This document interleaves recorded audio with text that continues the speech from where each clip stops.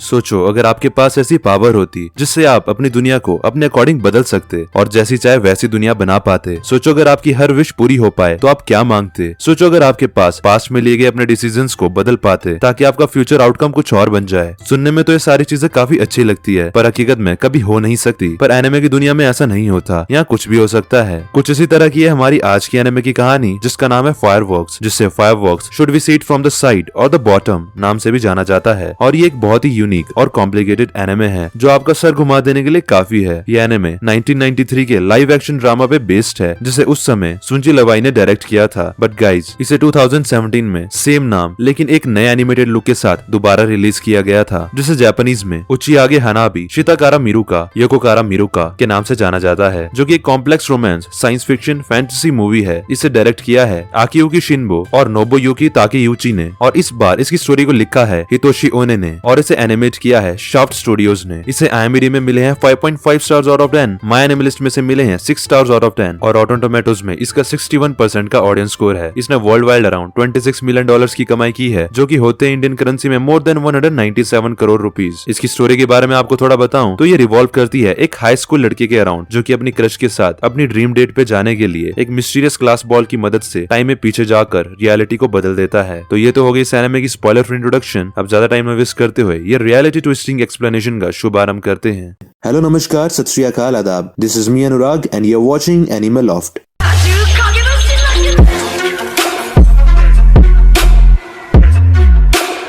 तो मूवी की स्टार्टिंग में हम एक हाई स्कूल लड़के को देखते हैं जिसका नाम नोरिमिची शिमादा है और यही हमारी इस कहानी का प्रोटैगनिस्ट है। नोरिमिची अपने पेरेंट्स के साथ मोशिमो नाम के शहर में रहता है जहां आज रात मोशिमो श्राइन के पास समर फेस्टिवल का फायरवर्क प्रोग्राम होने वाला है। स्कूल के रास्ते में नोरिमिची के फ्रेंड्स जिसका नाम मिनोरू, जोनिची और यूसुके उजुमी है नोरिमिची को ज्वाइन करते हैं और सभी अपनी ही मस्ती में स्कूल की तरफ निकल पड़ते हैं। तभी रास्ते में नोरिमिची एक लड़की को देखता है जिसका नाम नाजुना ओइकावा होता है जो कि उसकी क्लास की काफी पॉपुलर लड़की होती है और वो समुद्र के किनारे अकेली खड़ी थी। नाजुना को देख नोरिमिची एक पल के लिए जैसे फ्रीज सा हो जाता है और वहाँ से चला जाता है। तभी सीन शिफ्ट होता है और हम नाजुना को देखते हैं जो कि अपने ही ख्यालों में कहीं खोई होती है और उसके हाथ में एक लेटर भी होता है। तभी नाजुना को पानी में एक मिस्टीरियस ग्लास बॉल मिलती है जिसे नाजुना उठाकर बड़े ही ध्यान से देखने लगती है। अगले सीन में हम नोरिमिची को अकेले क्लासरूम में देखते हैं जो चुप चुप कर नाजुना को देख रहा था। तभी यूसुके जो कि नोरिमिची का बेस्ट फ्रेंड होता है उसके सामने आके बैठ जाता है जिसे देख नोरिमिची अचानक से इधर उधर देखने लगता है। नोरिमिची की ऐसी हरकतों को देख यूसुके समझ जाता है कि नोरिमिची को नाजुना पर क्रश है और कहता है नाजुना काफी क्यूट है ना, जिस पर नोरिमिची कोई रिएक्शन न देता हुआ मना कर देता है। तभी यूसुके नाजुना के साथ समर फेस्टिवल में जाने की बात करता है जिस पर नोरिमिची यूसुके से पूछता है कि क्या वो नाजुना को प्रपोज करने वाला है, जिस पर यूसुके एम्बैरस होते हुए कहता है अगर नाजुना ने मुझे रिजेक्ट कर दिया तो। तभी वहाँ उनकी क्लास की टीचर आ जाती है जिनका नाम मियोरा होता है। वो आज रात के फायरवर्क फेस्टिवल के बारे में सबको बताती है जिस पर मिनोरू मिस मियोरा से पूछता है कि वो किसके साथ फायरवर्क्स देखने जा रही हैं। इस पर जुनिची मिस को कहता है क्या वो अपने बॉयफ्रेंड के साथ जा रही हैं। इस पर मिस मियोरा एम्बैरस हो जाती है और मना कर देती है। कितने हरामी बच्चे हैं ये। इसी बीच नोरिमिची नाजुना को देखता है जो कि काफी दुखी लग रही थी। तभी सीन शिफ्ट होता है और हम मिस मियोरा को छुप कर किसी लड़के से बात करते हुए देखते हैं जो कि इस स्कूल का टीचर है। इनकी बातों से हमें पता चलता है कि वो मिस मियोरा का बॉयफ्रेंड है और ये दोनों भी आज रात के फायरवर्क फेस्टिवल में जाने का प्लान बना रहे हैं। यानी कि स्टूडेंट्स का शक बिल्कुल सही था। आजकल के स्टूडेंट्स कितने तेज हैं, टीचर तक उनसे नहीं बच सकते। तभी वो नाजुना आ जाती है और मिस मियोरा को उसकी मॉम का भेजा हुआ लेटर देती है जिसके अकॉर्डिंग आज का दिन नाजुना का इस शहर में आखिरी दिन है। नाजुना स्कूल छोड़कर जा रही है क्योंकि नाजुना की मॉम दोबारा शादी करके किसी दूसरे शहर शिफ्ट हो रही है और दोस्तों शायद इसी वजह से नाजुना काफी डिप्रेस थी। अगले सीन में नोरिमिची और यूसुके पूल ड्यूटी की वजह से पूल साफ करने आते हैं जहाँ नाजुना को अकेली बैठी देख दोनों काफी कंफ्यूज होते हैं कि इस वक्त नाजुना यहाँ क्या कर रही है। तभी यूसुके किसी काम के बहाने नोरिमिची को वहीं छोड़कर चला जाता है जिसके बाद नोरिमिची अपने शाय नेचर की वजह से नाजुना को इग्नोर कर अकेले पूल की सफाई करने में लग जाता है। तभी नोरिमिची नाजुना से पूछता है कि क्या वो यहाँ स्विम करने आई है, जिस पर नाजुना मना कर देती है। इस पर नोरिमिची उसे इस वक्त पूल पर आने की वजह पूछता है जिस पर नाजुना कहती है कि मुझे नहीं पता। तभी नाजुना के पास वो मिस्टीरियस ग्लास बॉल को देखकर नोरिमिची उसके बारे में पूछता है जिस पर नाजुना कहती है कि मैं भी नहीं जानती कि ये क्या है। तभी वहाँ यूसुके आ जाता है और नोरिमिची को स्विमिंग में चैलेंज करता है जिस पर यूसुके शर्त लगाते हुए चुपके से नोरिमिची को कहता है कि अगर मैं जीता तो मैं नाजुना को प्रपोज करूंगा। युसुके की ये बात सुनकर नोरिमिची एकदम से शॉक्ड रह जाता है। तभी नाजुना भी उन्हें रेस में ज्वाइन करती है और कहती है कि अगर मैं जीती तो मैं जो कहूंगी तुम्हें वो करना होगा। और फिर वो रेस स्टार्ट कर देते हैं, जहाँ नाजुना काफी तेजी से सबसे पहले दूसरी तरफ पहुंच जाती है और जीत जाती है। इसी बीच नोरिमिची स्विमिंग के दौरान नाजुना को देख एक पल के लिए फ्रीज हो गया था, जिससे नोरिमिची के पैर पुल की दीवार में जोर से टकरा जाते हैं और उसके पैर में चोट लग जाती है, जिसकी वजह से युसुके सेकंड आ जाता है। और तभी नाजुना युसुके को शाम 5 बजे साथ में फायरवर्क्स देखने के लिए इनवाइट करती है, जिस पर युसुके शॉक्ड रह जाता है। तभी नाजुना युसुके से कहती है कि वो उसे लाइक करती है और ऐसा कहकर वो वहाँ से चली जाती है। तब तक नोरिमिची भी वहाँ पहुँच जाता है और देखता है कि युसुके का तो धुमतारे धुमा हुआ पड़ा है। सीन शिफ्ट होता है और हम नोरिमिची के दोस्तों को देखते हैं जो कि क्लासरूम में लड़ रहे थे कि फायरवर्क्स को साइड से देखने पर वो गोल दिखेंगे या फ्लैट, मतलब कुछ भी। तभी वहाँ नोरिमिची और युसुके आ जाते हैं और वो सब नोरिमिची से इस बारे में उसकी राय पूछते हैं, जिस पर नोरिमिची पहले काफी देर सोचता है और फिर कहता है कि वो फ्लैट दिखेंगे।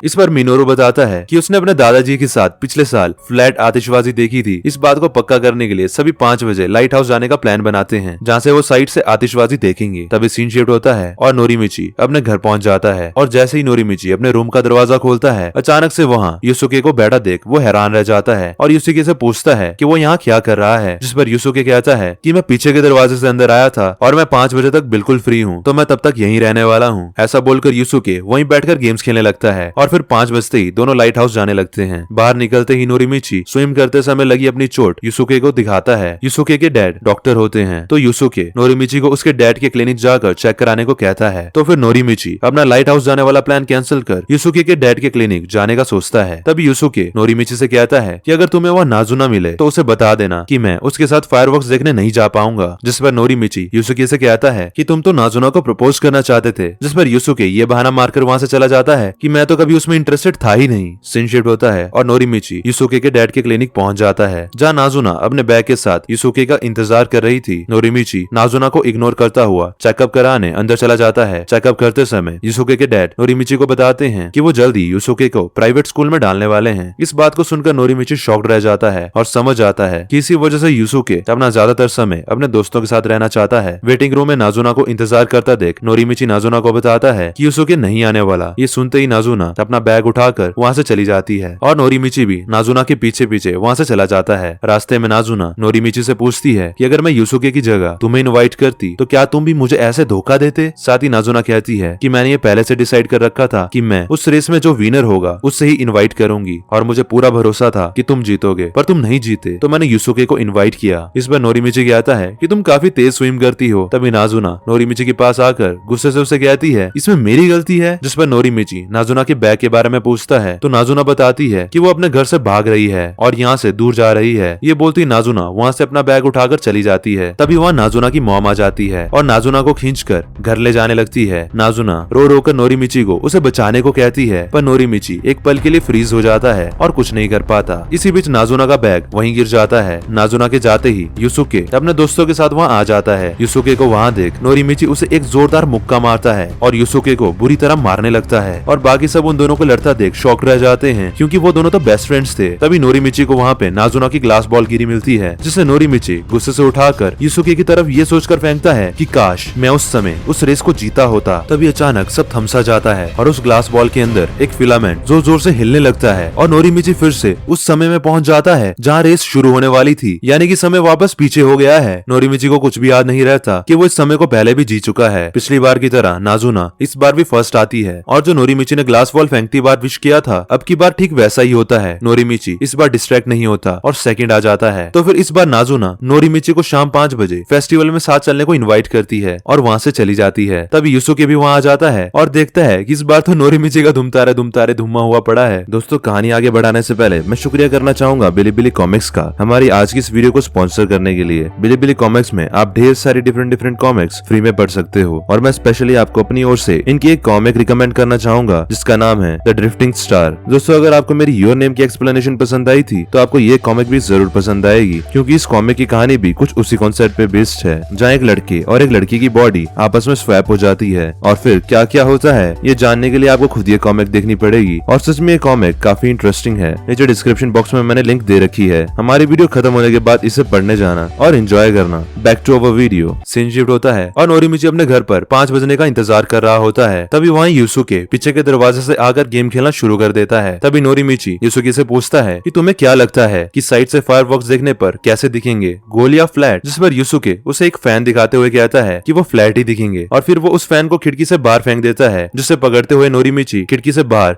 नाजुना को अपने घर आता हुआ देखता है और घबरा जाता है। फिर नोरिमिची जूस के बहाने से पीछे के दरवाजे से बाहर जाकर नाजुना के बेल बजाने से पहले ही उसका हाथ पकड़कर उसे रोक लेता है और नाजुना को छुपने को कहता है। और फिर नोरिमिची इशारे में नाजुना को बताता है कि यूसुके ऊपर बैठा है। तभी यूसुके ऊपर से ही नोरिमिची को आवाज लगाता है कि लाइट हाउस चलने का समय हो चुका है। नोरिमिची बिल्कुल कंफ्यूज होता है कि अब वो क्या करे, क्योंकि वो किसी लड़की के लिए अपने दोस्तों को मना करके उन्हें धोखा भी नहीं देना चाहता था और ना ही नाजुना को मना करके उसका दिल तोड़ना चाहता था। यूसुके नीचे आने लगता है, पर यूसुके के नीचे पहुंचने से पहले ही नोरिमिची नाजुना को अपनी साइकिल में बिठाकर ले जाता है और नोरिमिची को इस तरह छुपके से नाजुना के साथ जाता देख यूसुके काफी चिढ़ जाता है। अगले सीन में हम नोरिमिची और नाजुना को साइकिल में देखते हैं। नाजुना नोरिमिची से पूछती है कि हम कहाँ जा रहे हैं, तो नोरिमिची कहता है मुझे खुद नहीं पता। नाजुना नोरिमिची को उसके लिए एफर्ट्स पुट करता देख काफी इम्प्रेस्ड हो जाती है। इसके बाद सीन शिफ्ट होता है और हम दोनों को एक शेल्टर में बैठा देखते हैं, जहाँ नोरिमिची नाजुना के बैग के सामान देख के कहता है क्या तुम अपना घर छोड़कर भाग रही हो? जिस पर नाजुना नोरिमिची से कहती है कि सिर्फ मैं अकेली नहीं बल्कि हम दोनों साथ में भाग रहे हैं। ये सुन के नोरिमिची शॉक्ड रह जाता है और कहता है कि तुमने तो सिर्फ साथ में फायरवर्क्स देखने के लिए बुलाया था। जिस पर नाजुना कहती है कि मेरा इरादा तो कभी ये था ही नहीं। इसके बाद सीन शिफ्ट होता है और हम नोरिमिची को फीमेल टॉयलेट के बाहर खड़े हुए देखते हैं, जहाँ अंदर नाजुना अपने कपड़े चेंज कर रही थी और चेंज करते समय नोरिमिची को बताती है कि वो भागकर टोक्यो जाना चाहती है। जिस पर नोरिमिची उसकी चिंता करते हुए पूछता है कि वो वहाँ अकेले बिना जॉब के कैसे सर्वाइव करेगी। जिस पर नाजुना कहती है कि वो एक लड़की है तो ये उसके लिए बहुत आसान है, वो झूठी एज बता के किसी भी क्लब या बार में जॉब कर लेगी। तभी नाजुना सज धज के बाहर आती है और नाजुना का ये रूप देख नोरिमिची के तो जैसे होश ही उड़ जाते हैं और वो कुछ देर के लिए थम सा जाता है। इसके बाद दोनों स्टेशन पहुंचते हैं। तभी वहाँ ट्रेन आ जाती है। नाजुना नोरिमिची को भी उसके साथ टोक्यो चलने को कहती है, जिस पर नोरिमिची एकदम शॉक्ड रह जाता है और कोई जवाब नहीं दे पाता। तभी वहाँ नाजुना की मॉम और स्टेप डैड आ जाते हैं, जो नाजुना को खींचकर घर ले जाने लगते हैं और नाजुना जोर जोर से रोते हुए नोरिमिची से हेल्प मांगने लगती है। इसी बीच नाजुना के हाथ से वो मिस्टीरियस बॉल नीचे गिर जाता है और उसके गिरते ही अचानक नोरिमिची को पुरानी टाइमलाइन के कुछ विजन्स याद आने लगते हैं, जो तब बने थे जब वो रेस में यूसुके से हार गया था। नोरिमिची को कुछ समझ नहीं आ रहा होता कि ये विजन्स कब के हैं, पर अंदर से उसे फील होने लगता है कि नाजुना उससे एक और बार दूर जा रही है। नोरिमिची इस सबसे एक पल के लिए फ्रीज सा हो जाता है और फिर तभी नोरिमिची हिम्मत जुटाकर और उसके डैड का हाथ पकड़कर उन्हें रोकने की कोशिश करता है, जिस पर नाजुना के डैड नोरिमिची के मुंह पर जोर से एक मुक्का मारते हैं और नोरिमिची वहीं गिर जाता है और नाजुना के मॉम एंड डैड नाजुना को वहाँ से ले जाते हैं। ऐसा फिर से होता देख नोरिमिची काफी अपसेट हो जाता है और वो मिस्टीरियस बॉल उठाकर वहाँ से घर वापस जाने लगता है। तभी रास्ते में नोरिमिची को यूसुके अपने दोस्तों के साथ मिलता है, जो कि फायरवर्क्स को देखने के लिए लाइट हाउस जा रहे थे। नोरिमिची भी उनके साथ लाइट हाउस की तरफ जाने लगता है। तभी रास्ते में यूसुके नोरिमिची से पूछता है कि वो नाजुना के साथ क्या कर रहा था और वो उसके साथ कहाँ गया था। जिस पर नोरिमिची यूसुके से कहता है कि ये सब बताना थोड़ा मुश्किल है। यूसुके नोरिमिची का ऐसा रिएक्शन देख उससे पूछता है कि क्या नाजुना अब उसकी गर्लफ्रेंड है। जिस पर नोरिमिची कहता है कि ऐसा नहीं है। तब यूसुके कहता है तो ये सब क्या था।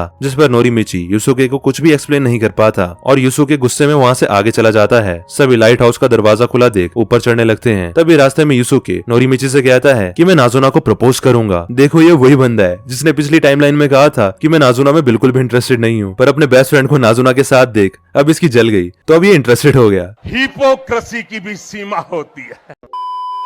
अभी फायरवर्क शो स्टार्ट हो जाता है और वो सब भागते हुए ऊपर पहुंचते हैं और देखते हैं कि फायरवर्क्स तो फ्लैट हैं। व्हाट? पर दोस्तों ऐसा कैसे हो सकता है? ऐसा देख नोरिमिची भी काफी शॉक्ड रह जाता है और उसे उसकी सारी पुरानी मेमोरीज याद आने लगती है और नोरिमिची समझ जाता है कि ये असली दुनिया नहीं है। तभी नोरिमिची फिर से उस ग्लास बॉल को फेंकता है, पर इस बार नोरिमिची अपने मन में सोचता है कि काश मैं नाजुना के साथ उस ट्रेन पर समय रहते चढ़ जाता। तभी सब कुछ एक पल के लिए रुक सा जाता है और नोरिमिची वापस उस स्टेशन में पहुंच जाता है, जहाँ नाजुना नोरिमिची को उसके साथ टोक्यो चलने को कहती है। तभी वहाँ ट्रेन आ जाती है, पर इस बार भी पिछली बार की तरह नाजुना के मॉम एंड डैड वहाँ आ जाते हैं और नाजुना को जबरदस्ती घर ले जाने की कोशिश करने लगते हैं और नोरिमिची फिर से उन्हें रोकने के लिए नाजुना के डैड का हाथ पकड़ लेता है। पहले की तरह नाजुना के डैड नोरिमिची को एक मुक्का मारते हैं, पर इस बार नोरिमिची उससे बच जाता है और मौका पाते ही नाजुना और उस ग्लास बॉल को लेकर एन वक्त पर ट्रेन में चढ़ जाता है। अगले सीन में हम देखते हैं कि वो दोनों ट्रेन में अकेले होते हैं। तभी नाजुना कहती है कि ये काफी मजेदार था और मैं तुमसे काफी इम्प्रेस्ड हूँ। जिस पर नोरिमिची नाजुना से उसके डैड के बारे में पूछता है। इस पर नाजुना दुख के साथ बताती है कि उसकी मॉम दोबारा शादी कर रही है और ये उनकी तीसरी शादी है। साथ ही नाजुना बताती है कि उसकी मॉम ने अपने पहले हस्बैंड के साथ चीट करा और अपने बॉयफ्रेंड से प्रेग्नेंट हो गई, तो फिर उन्होंने अपने बॉयफ्रेंड के साथ भागकर शादी कर ली और यहाँ आ गई जहाँ नाजुना बॉर्न हुई। पर फिर एक दिन नाजुना के डैड अचानक से कहीं गायब हो गए। फिर उसके 1 साल बाद ही नाजुना की मॉम को कोई और मिल गया, जिसमें नाजुना हंसते हुए बोलती है कि वो ऐसे कपल की बेटी है जिन्होंने भागकर शादी की थी, तो अपने बॉयफ्रेंड के साथ भागना हमारे खून में है। तभी नोरिमिची उसे पूछता है कि वो इसके बाद कहाँ जाएगी, जिस पर नाजुना हंसते हुए जवाब देती है कि वो टोक्यो जाकर किसी क्लब पे काम करेगी। तभी नाजुना खड़ी हो जाती है और गाना गाने लगती है। तभी ट्रेन एक क्रॉसिंग पार करने लगती है जहाँ बाहर युसुके और उसके फ्रेंड्स ट्रेन के क्रॉस होने का वेट कर रहे थे। युसुके को देखकर नोरिमिची नाजुना के साथ छिपने की कोशिश करता है, पर तब तक काफी देर हो जाती है और युसुके नोरिमिची को नाजुना के साथ ट्रेन में देख लेता है और गुस्से से ट्रेन का पीछा करने लगता है और उसके फ्रेंड्स भी उसके पीछे पीछे दौड़ पड़ते हैं। दूसरी तरफ नाजुना की मॉम कार से नाजुना को देख लेती है और वो भी ट्रेन का पीछा करने लगती है। तभी ट्रेन स्टेशन पे पहुंच जाती है। नोरिमिची नाजुना को लेकर वहाँ से भागने की कोशिश करता है, पर युसुके और नाजुना की मॉम उन्हें घेर लेते हैं। एट दैट मोमेंट लग रहा था कि नाजुना फिर से पकड़ी जाएगी। तभी नोरिमिची को लाइट हाउस के विजन्स आते हैं और फिर वो नाजुना का हाथ पकड़ के स्टेशन से कूदकर वहाँ से उसके साथ भागने लगता है। सीन शिफ्ट होता है और हम मिस मियूरा को अपने बॉयफ्रेंड के साथ देखते हैं, जो कि एज प्लान्ड साथ में फायरवर्क्स देखने जा रहे थे।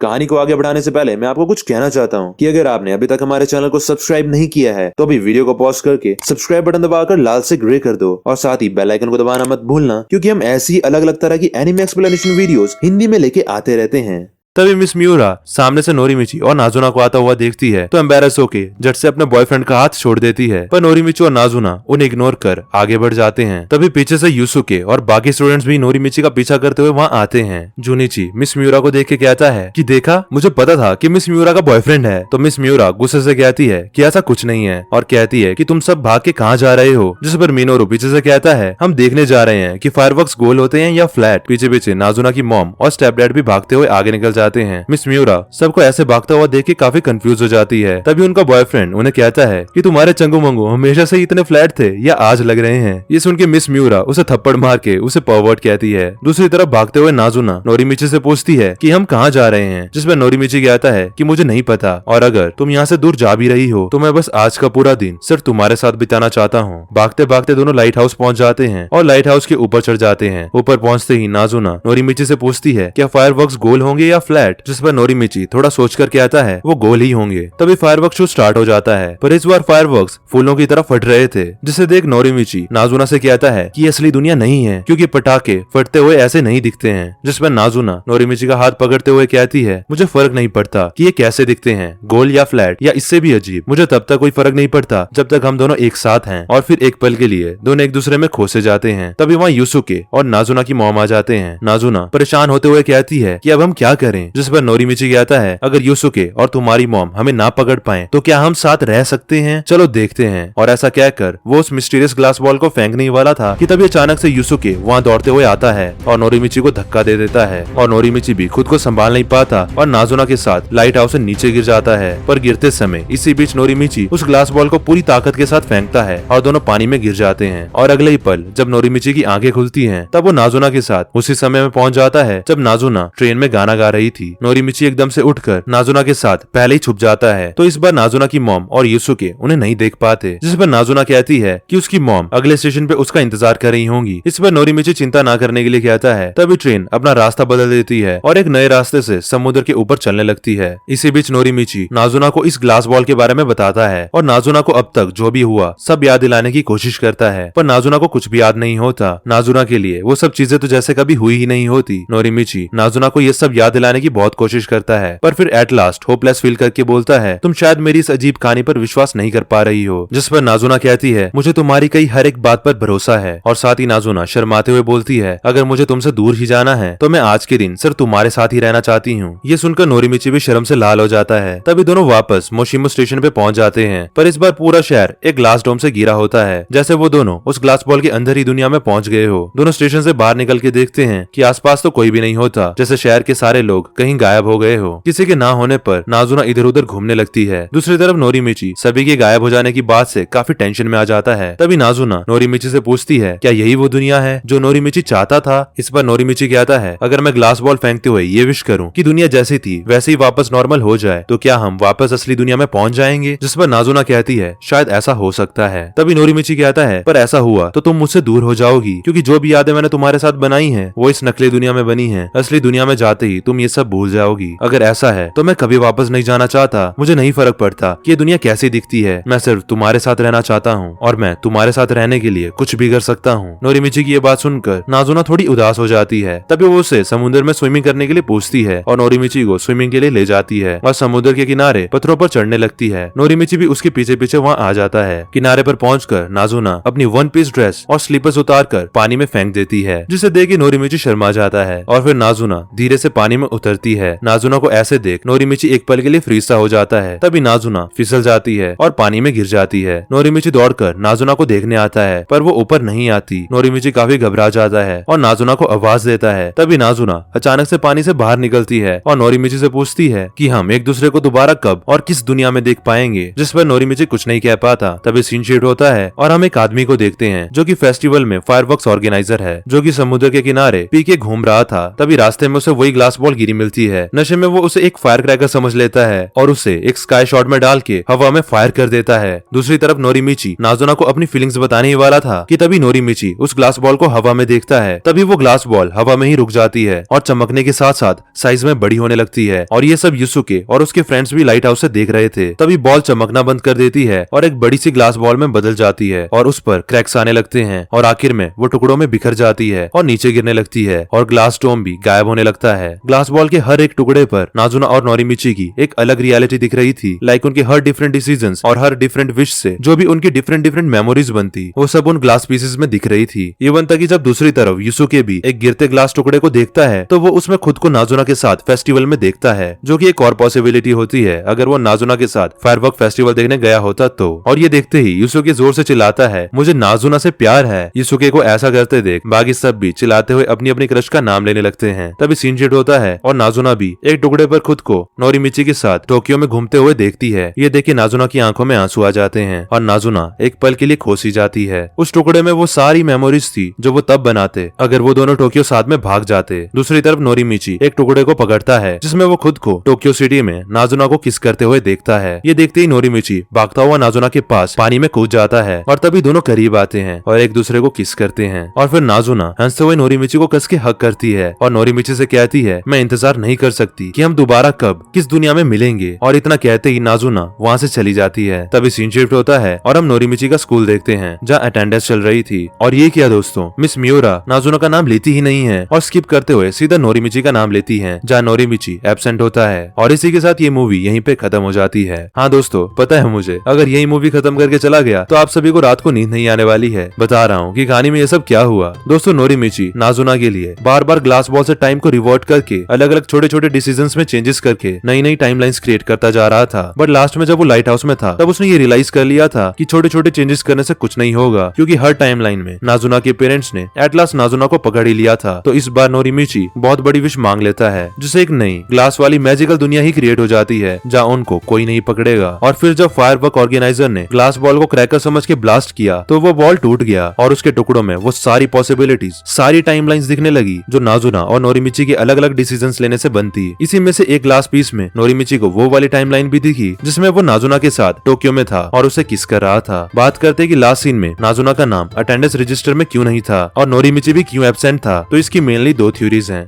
पहली दोस्तों, जब वो ग्लास बॉल के टूटने के बाद नॉर्मल टाइमलाइन में आए तब वो उस टोक्यो वाली टाइमलाइन को सच में क्रिएट करने के लिए रियल में ही किसी को बिना बताए भाग गए, इसलिए वो दोनों मूवी के एंड में क्लासरूम में नहीं थे। और मिस मियोरा ने नाजुना का नाम इसलिए नहीं लिया होगा क्योंकि उन्हें लगा होगा कि नाजुना अपने पेरेंट्स के साथ टाउन छोड़ के चली गई है। पर दोस्तों इस थ्योरी में एक लूप होल है। ग्लास बॉल के टूटने से जब वो नॉर्मल टाइमलाइन में आए होंगे तो उस वाली टाइमलाइन में तो नोरिमिची युसुके से तो स्विमिंग रेस में हारा होगा, तो इसका मतलब नोरिमिची और नाजुना कभी क्लोज ही नहीं आ पाते, तो फिर साथ में भागते कैसे। इसके ऊपर एक दूसरी थ्योरी थ्योरी है कि नाजुना के पेरेंट्स सच में नाजुना को अपने साथ लेकर टाउन छोड़कर चले गए थे, तो इसीलिए नाजुना का नाम अटेंडेंस रजिस्टर में नहीं था, क्योंकि टीचर के अकॉर्डिंग तो वो स्कूल छोड़कर जा चुकी है। पर नोरिमिची शायद इसलिए एब्सेंट था क्योंकि जो भी टाइमलाइंस नोरिमिची ने नाजुना के साथ जी या जो भी पॉसिबिलिटीज नोरिमिची ने ग्लास पीसेस में देखी थी, अब वो उन पॉसिबिलिटीज को हकीकत में बदलना चाहता था और उन्हें हकीकत में कन्वर्ट कर पाने के लिए अब वो एफर्ट्स पुट करना चाहता था। इसलिए वो भी नाजुना की तलाश में उसे ढूंढने चला गया ताकि वो उसे ढूंढ के उसे अपनी फीलिंग्स बता सके और उसके साथ एक रियल बॉन्ड बिल्ड कर पाए। एक एडिशनल थ्योरी ये भी हो सकती है कि दोनों क्लासरूम में इसलिए नहीं थे क्योंकि वो दोनों क्लासरूम से बंक मारकर टाइम स्पेंड कर रहे थे। अभी उनका नया नया प्यार शुरू हुआ था, तो उनका नया नया प्यार परवान चढ़ा हुआ है, तो अब वो पूरी दुनिया भूल के एक दूसरे में ही खो से गए हैं। अब आपको जो थ्योरी ज्यादा अप्रोप्रिएट लगती है आप उस पर बिलीव कर सकते हो, बाकी ऐसे तो राइटर ने ऑडियंस पे ही छोड़ दिया है, आप अपनी खुद की थ्योरी बना सकते हो। दोस्तों इस मूवी में काफी सारे डीप मीनिंग्स थे और इस मूवी का कॉन्सेप्ट कहीं ना कहीं इफ पर बेस्ड था, जो कि हम ग्लास मार्वल के अंदर लगी फिलामेंट में भी लिखा हुआ देखते हैं। और मोशिमो जो कि इस शहर का नाम था, उसे अगर ट्रांसलेट करें तो इसका मतलब भी इफ ही निकलता है। इफ यानी कि अगर, यानी काश, काश ऐसा होता तो।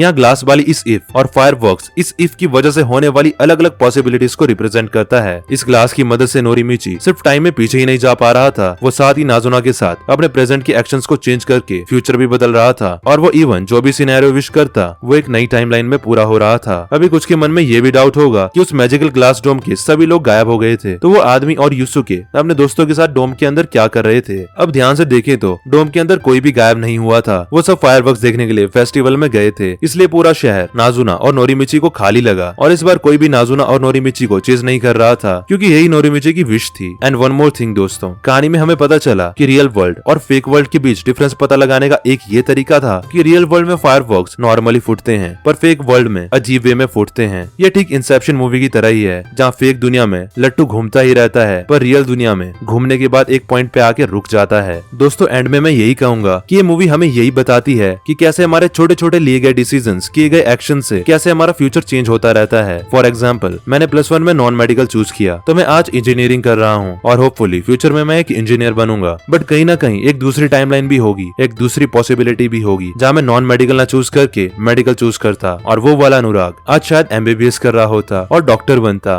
उस टाइमलाइन का अनुराग भी अपनी अलग मेमोरीज बना रहा होगा, तो मैंने वो वाली मेमोरीज मिस कर दी। लेकिन अगर मैं वो चूज करता तो ये वाली मेमोरीज, ये वाली मोमेंट्स मिस हो जाती और फाइनली ये एक्सप्लेनेशन यहीं पर खत्म हो जाती है। इसकी कहानी काफी कॉम्प्लेक्स थी, जिसे पहली बार में देखकर समझना काफी मुश्किल था, पर मैंने काफी समय लगाकर इसकी स्क्रिप्ट लिखी जिससे आपको समझने में आसानी हो। तो एक लाइक, एक कमेंट और कम से कम अपने दोस्तों के साथ इस वीडियो को शेयर करना तो बनता है। और जाने से पहले बिलीबिली कॉमिक्स के बारे में आपको फिर से याद दिला दूं, इनकी साइट पे द ड्रिफ्टिंग स्टार जैसी रोमांटिक कॉमिक देखो या कोई हॉरर कॉमिक, यहाँ आपको अपने टेस्ट के अकॉर्डिंग हर जॉनरा के ऊपर कॉमिक्स फ्री में मिल जाएगी। तो नीचे डिस्क्रिप्शन बॉक्स में दी गई लिंक से इनके प्लेटफॉर्म में जाओ और मजे उड़ाओ। क्वेश्चन ऑफ द डे, इस बार मैं आपसे जानना चाहता हूँ कि अगर नोरिमिची की जगह आपको ये जादुई बॉल मिलती तो आप इससे अपने लिए कैसी दुनिया बनाते, आप क्या विश करते? तो कमेंट सेक्शन में अपना जवाब जरूर दें। और जिन्होंने हमारा ब्रांड न्यू डिस्कॉर्ड सर्वर अभी तक ज्वाइन नहीं करा है तो कर लो यार, उसमें जल्दी 500 मेंबर्स पूरे होने वाले हैं। वहाँ मैं आप लोगों से बात करने बीच बीच में आता रहूंगा। डिस्क्रिप्शन बॉक्स में मैंने ज्वाइनिंग लिंक दे रखी है। मिलते हैं नेक्स्ट वीडियो में। हर हर महादेव।